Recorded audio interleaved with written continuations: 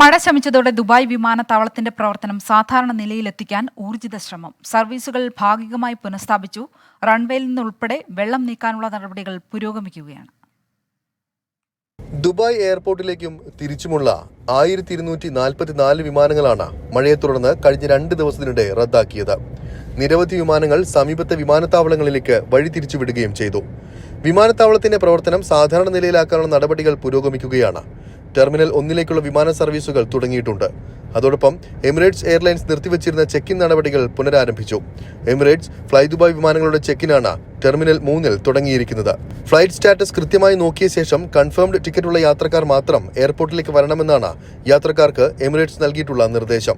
തിരക്കൊഴിവാക്കാനാണ് നടപടി. ദുബായിൽ നിന്ന് കേരളത്തിലേക്കും തിരിച്ചുമുള്ള സർവീസുകൾക്കും ഇന്നും തടസ്സം നേരിട്ടു. അതിനിടെ ഷാർജ വിമാനത്താവളത്തിൽ നിന്ന് ഇന്ന് രാവിലെ മുതൽ എയർ അറേബ്യ സർവീസ് പുനരാരംഭിച്ചിട്ടുണ്ട്.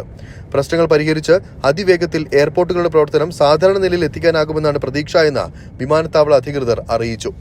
24 ദുബായ്.